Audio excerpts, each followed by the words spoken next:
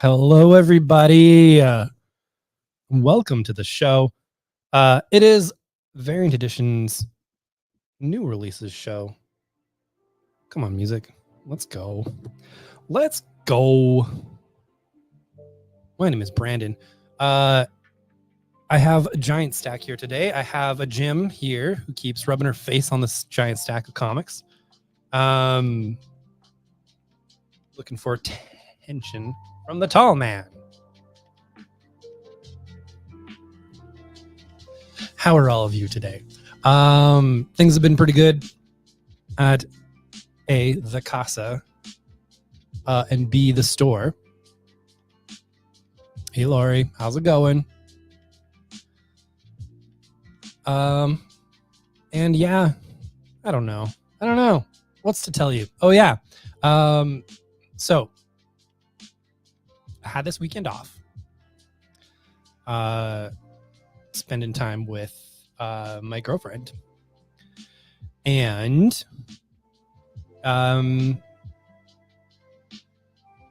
she taught me something very simple that when I told Craig today, who you may have seen this weekend working the store, when I told Craig today, I was like, did you know you can just cook bacon in the oven? And he's like, yeah, dude, it's like way less messy. This was something that Megan was doing for a breakfast. And it was a delicious meal. Really enjoyed. And I was like, I'm going to try that at home. So I did. Put down some parchment paper, laid out some bacon, popped it in the oven.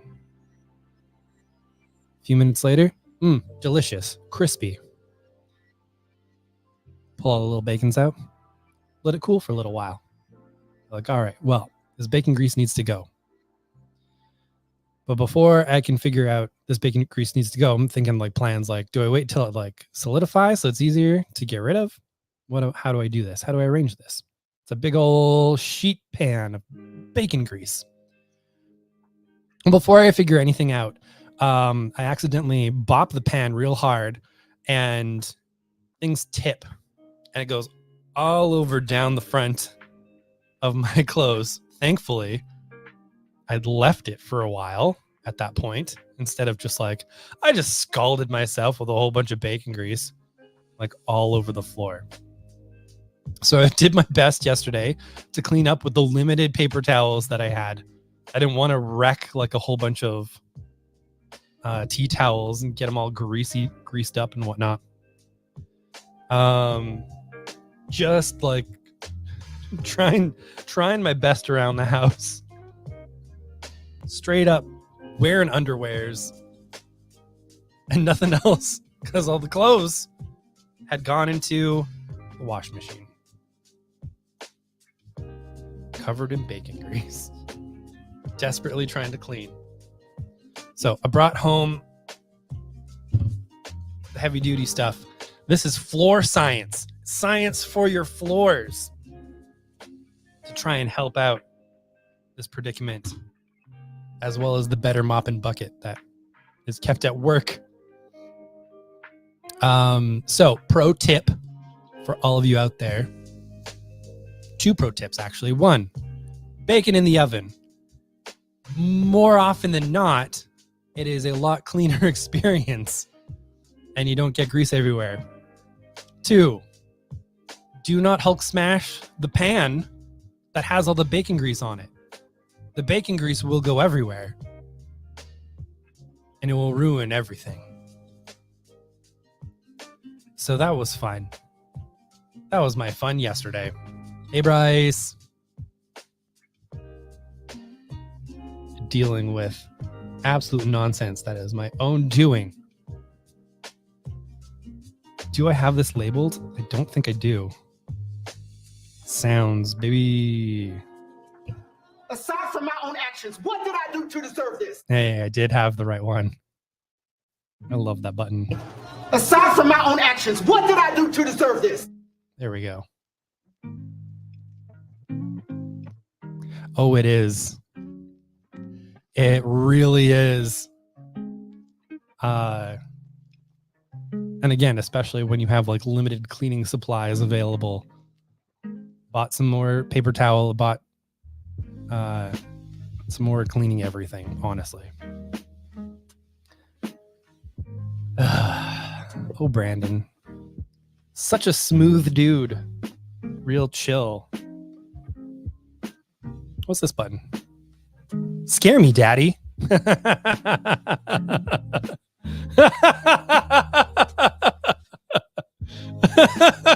Why did I do that? Scare me, Daddy. There we go. Why is that button there? What have I done?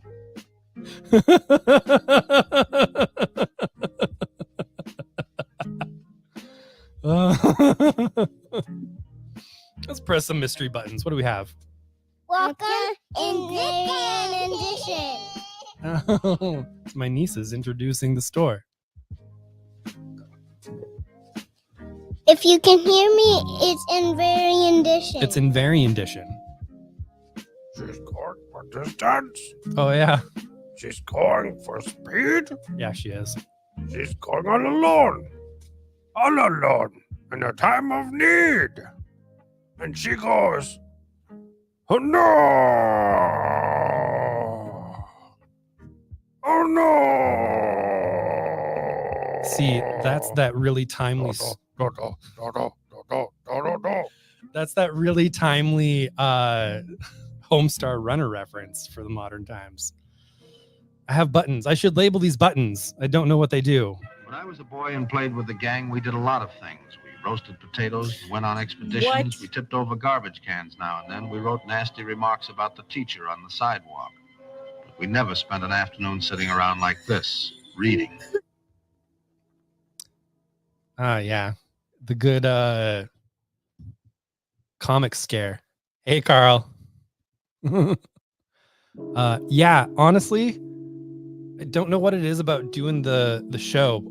I think it's a little bit about getting ready, and then maybe I don't have enough water beforehand, but like I just start glowing red when the show starts. I don't know why, but I always get real warm. All right, I should probably start getting to stack here. I'm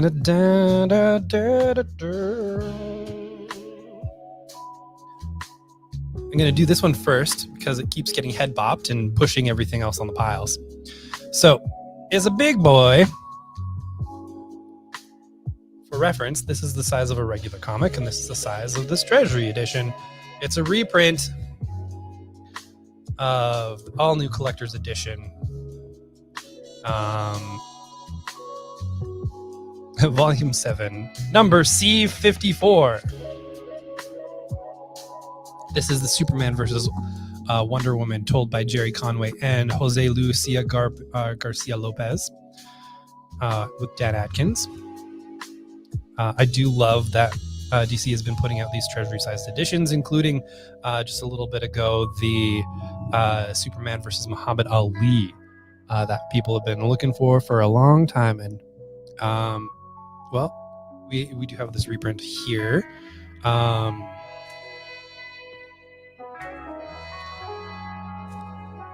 And I would tell you more about the story, but I haven't read it yet. So there's that.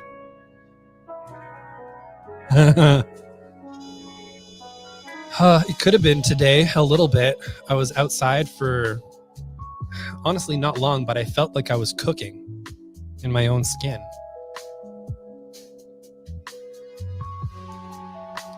We have the return of Old Dog from Declan Shelvey. This actually is a bunch of short stories from a whole bunch of like-minded creators from Declan Shelvey. If you want to know kind of the flavor of Old Dog, think sort of like a Warren Ellis style feel comic book. Kind of hard-boiled, super type guy, but old as heck, doing some spy stuff and really aesthetically put together. This features a whole bunch of creators taking on the Old Dog concept and doing a lot of new storytelling with it.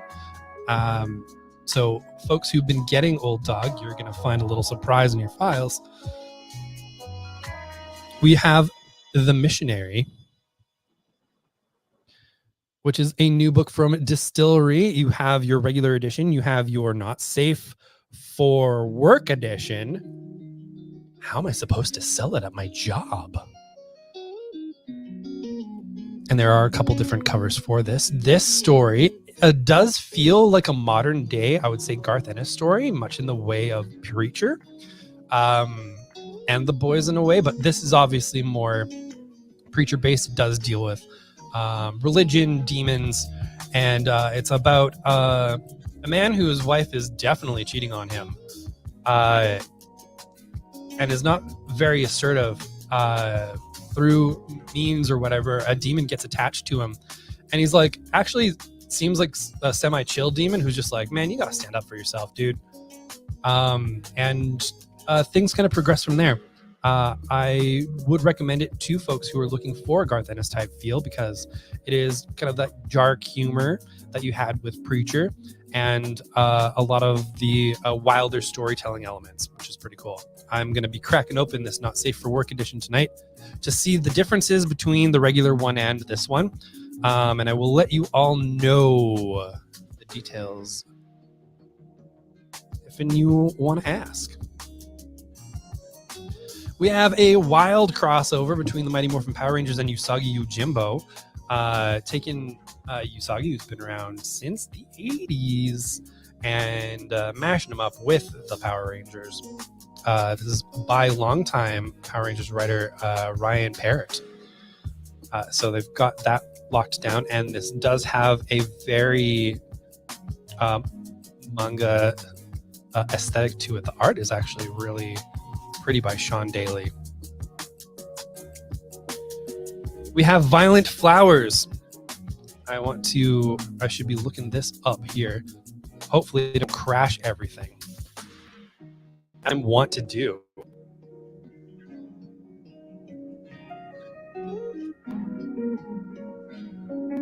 Yeah, I'm sorry, Jim. Jim's just like right over here by the keyboard. He can't hear. She is 17, going on 18 now, I believe. And the poor girl, love her to bits, but she gets surprised sometimes.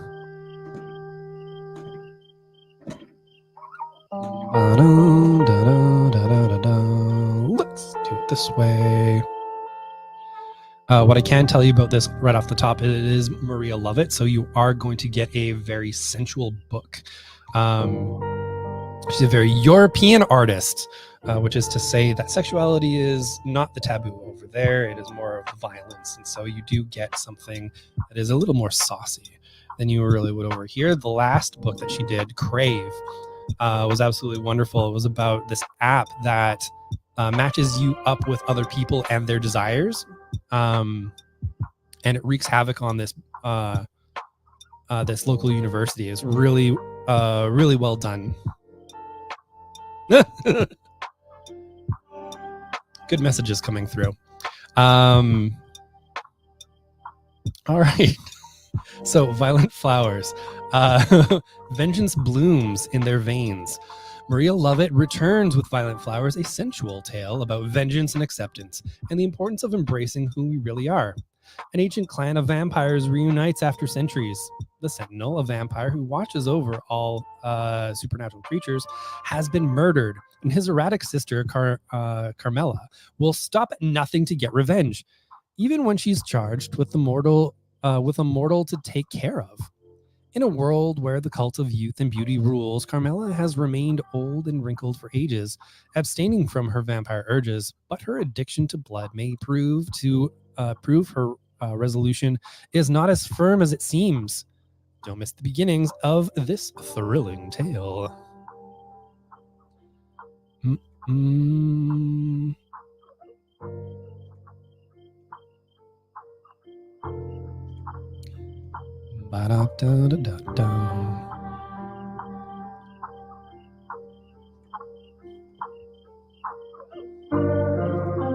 See if I can actually find this one.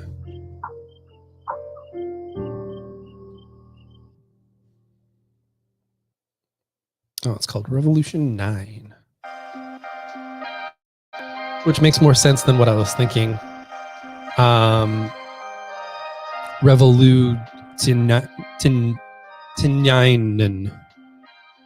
So it's Revolution 9. This is from Mad Cave, and it is part of a trio of books that I might talk about here. Shortly after years as an assassin for the Order of Nine, an ancient order dating back almost 3,000 years, Velveteen has turned her back on the very organization that saved her. Tasked with the murder of otherwise innocent hacker Jasper Dean, she sets off to save his life and discover the terrible secret that marked him for death. With the entire order after them, Velveteen and Jasper must escape their grasp and prevent them from toppling society as we know it. Revolution 9 is the first thrilling tale in the underworld, an all-new universe created by Mark London. Each miniseries set within can be savored as a standalone serial while serving as a stepping stone towards Endless Night, the must-read crossover guaranteed to blow your mind in 2025. All right. Up next is a book that I've been really excited to read because it is, and I am very terrible at trying to say this young gentleman's name. Let's see if I can find there. Boop. So, editor extraordinaire when he was working at Vertigo, now one of the best comic book writers in the game today. His book, Infidel, when it came out, I describe it as it's kind of like Get Out, but if Get Out was more about like 9/11 fears in a very New York setting. Absolutely creepy. One of the best horror comics that I've ever read. Made it amazing work of page turns and reveals and ratcheting up tension just little bits by bits. So anyways, Pornsack Picheshote, I believe, and Terry Dodson are working together on this one shot here. It's all part of the Horizon experiment, which is something that Pornsack put together, featuring a diverse array of creators telling genre stories using more diverse leads. So you've got this Tula Lote cover here alongside the Terry Dodson cover here, the Manchurian. A Muslim exorcist, a reverse Indiana Jones, and more. The Horizon experiment are one-shots, and it all starts with the Manchurian, a Chinese James Bond running covert missions in America for the enemy. Now that's way too short of an actual pitch. They kind of spend most of the time talking about what I just talked about. Friends, I love you all. If this wasn't by one of my favorite creators, I would have probably just left it at that and walked away. But I will be reading this and I will be describing it to people because I am very excited to read this. I'm very excited about this project in general, and all the different stories to come up, because the world could use a little more flavor in the storytelling, and Pornsack is just one of the people to do it, honestly. Well, great description, everybody. There's nothing I say there's nothing I hate more. I hate a lot of things, but in terms of comics, I am always so frustrated when they're just like, hey, this book's about Chinese James Bond, and that's all you get.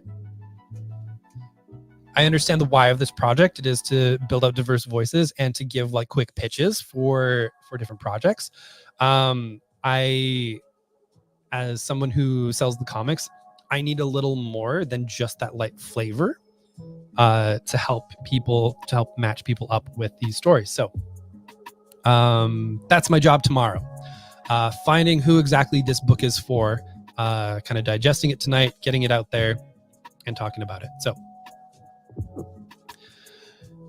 we also have this week the Lobo cancellation special from Kyle Starks and Kyle Hotz. Kyle's.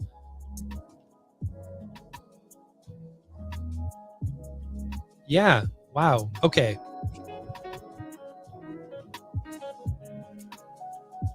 Yep, it's the Kyles. So normally a Lobo book being like, it's so radical in 90s. I'd be like, yeah, whatever, man. Kyle Starks is on this. Now, if you don't know Kyle Starks, think a man who has this great affinity for like great 90s action, but with really great one-liners and just really funny to boot.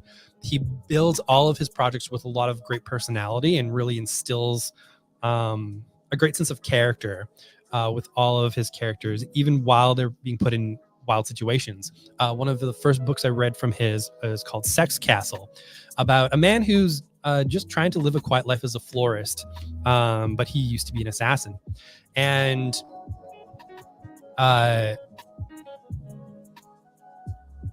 there's wild things in it, like the character just being like, you made a huge mistake. You brought a you to a me fight. Goofy on the face of it, honestly. But in the midst of all this wild action and these kind of weird, funny lines, he actually is telling the story about this man who does want out of this business and uses a lot of floral imagery as well. So you get these this double sense of all this wild action and goofiness while building a lot of heart. So all this to say, I'm really excited about this Lobo cancellation special. It is a one shot. It is going to be goofy as heck, and the art in this is spectacular. Kyle Hotz sometimes can do a bit of deadline work, and this seems like he is really adding a lot of detail to the art, and it's wild, it's goofy, it's space, it's punching. It's a man who kind of can't die, being a dick in space. Space sticks, friends. That's what we've got for you today. We have a new line, a new comic from Todd McFarlane's publishing line that is not related to Spawn. Surprise, surprise. It is Knights versus Samurai. Click, click, click, click.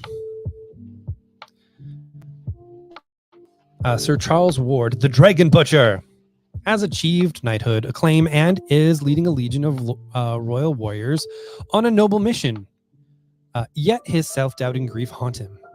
Venturing to a mysterious island in the Far East, Charles leads his diverse assembly of fighters, including a giant and 2 clerics, to seek vengeance against savage monsters who ambushed a group of English missionaries. Arrival on the island means that the truth reveals that the truth may be drastically different from what Charles was led to believe, and the savage monsters he will face are actually a regiment of skilled warriors, the likes of which he has never seen.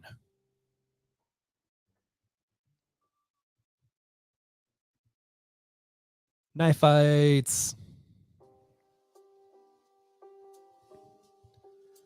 Sean's right. Starks does rule. That guy's one of the best. We've got Goobers. This is for the spooky folks out there. And this is written by Cody Ziegler, who I absolutely adore. He is currently the writer of Miles Morales. He has been writing the Spider-Punk miniseries, which are just absolutely wonderful. I've talked about them a lot over the last little while. But it effortlessly marries sort of like punk scene stuff with Marvel Comics, and super wonderful. Anyways, Cody is an amazing writer, and he's got his first creator-owned comic happening here. Clayton Lowe is headed back to his small southern hometown. His new friends from grad school are about to meet his old friends from high school and discover that something may have finally changed in the town where nothing ever changes. Pine Cove is ground zero for an infestation of body-snatching alien bugs. Time to bury the past. It, as it says here, from Cody Ziegler and Ryan Lees. This is a body-snatching splatterfest of horror and humor. Oh yeah, there's some imagery in here.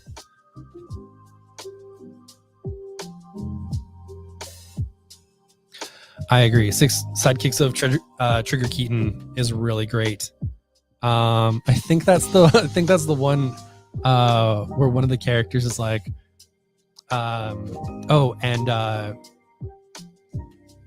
Trigger wanted you to have this, and it's like a piece of paper, and he grabs the paper and he looks at it and it just says, When I was a "Oops, that would have been bad," and it just says "F you,"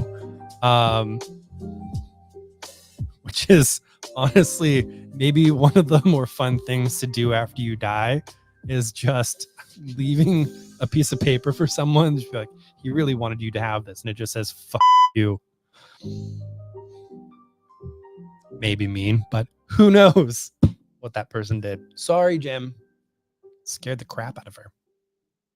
We have The Dirt Witch. Now, this comic is by someone who actually is from the States, who got in contact with the store when we were in exile, when we didn't have a location. A friend of his told him to contact us to talk about selling comics. He gave me the pitch for this book, and I read it, and it is wonderful. Just a one-shot horror story, and it's actually got the description on the back, which a lot of it comic companies don't do. And when I think about selling comics and selling books and everything, there's a reason why books have the information on a dust jacket on the back cover. It's something to grab onto, to read, to see if you might want to read it. Comics don't do that so often, and I really like when they do. Randall made a terrible mistake. He knew not to play the record backwards, but victims of bullies often make desperate decisions. And now she is here, and now she must be fed. The Dirt Witch. So it's a little bit about music, a little bit about horrible decisions that we make in times of hardship. The newest Creep Show is out, and I normally don't talk about a lot of the anthology stuff, especially this is the 3rd volume of Creep Show.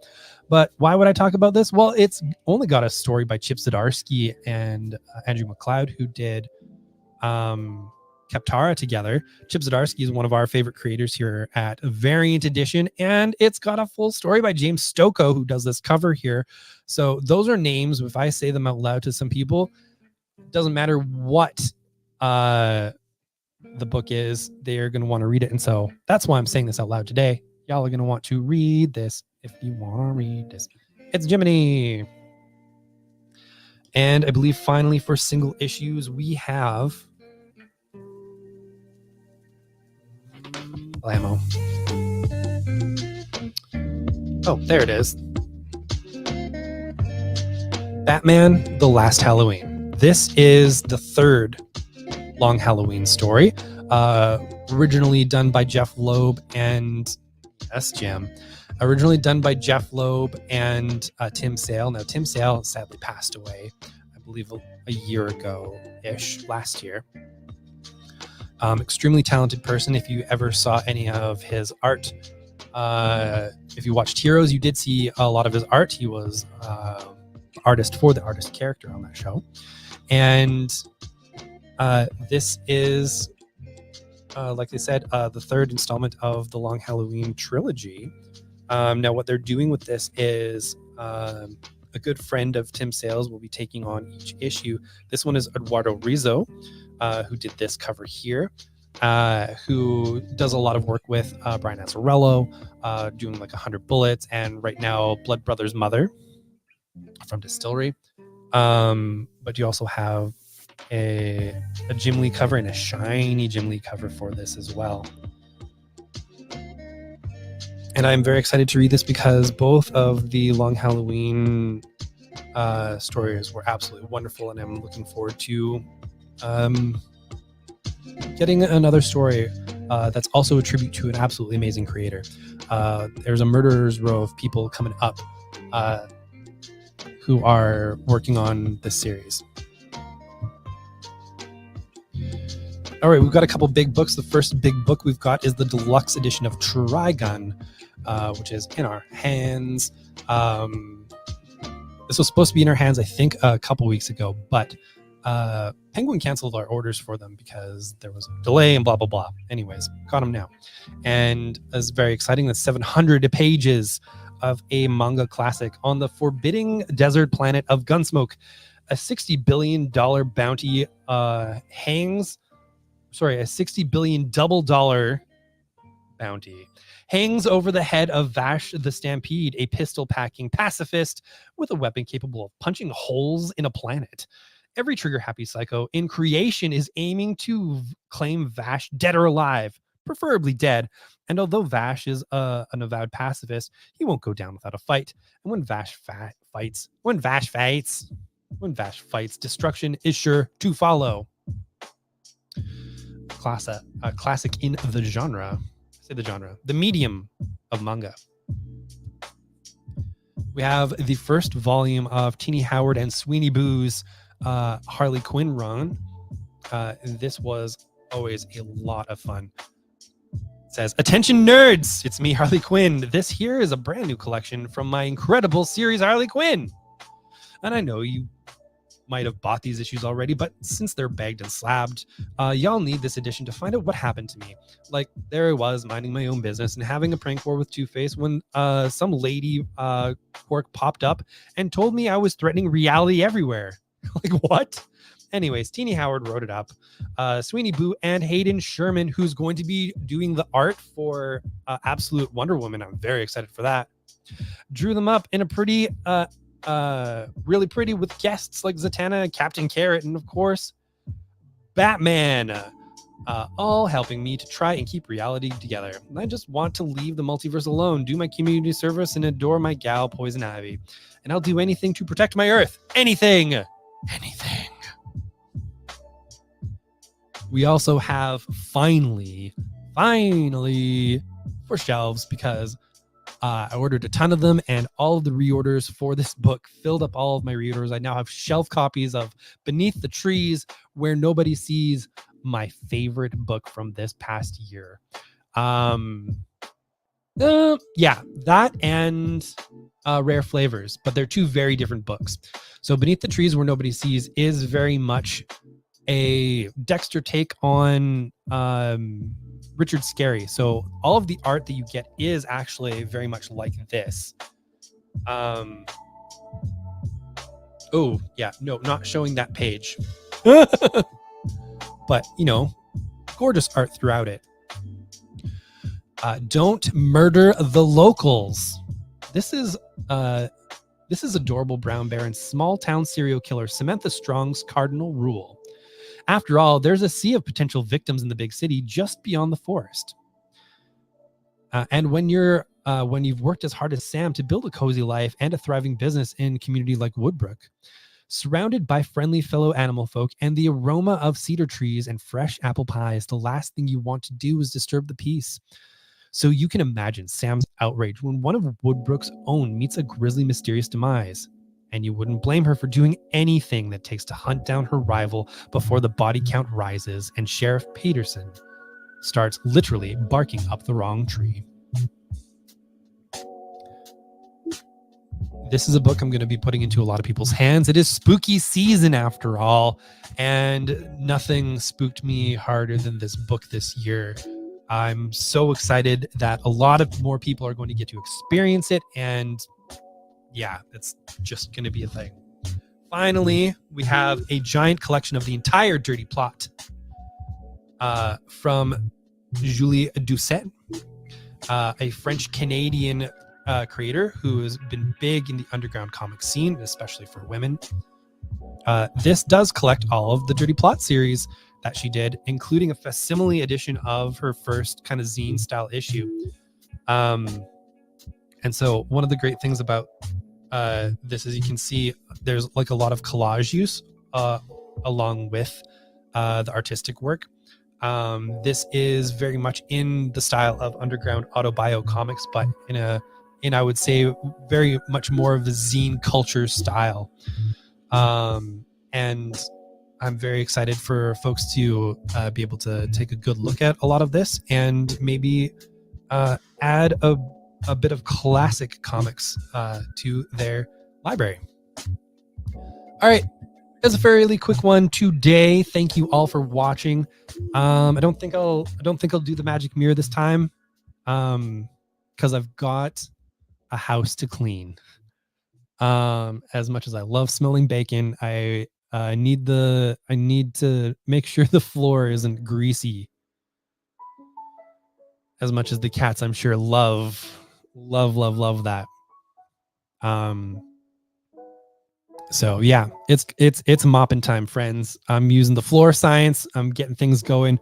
Thank you all for watching. Thank you all for being here. I hope that you are all having a wonderful evening, a wonderful week, and I hope that week continues. I will see many of you later this week. I know someone watching out there I will see for sure. Thank you all for being here, and I will talk to you all again soon. Bye.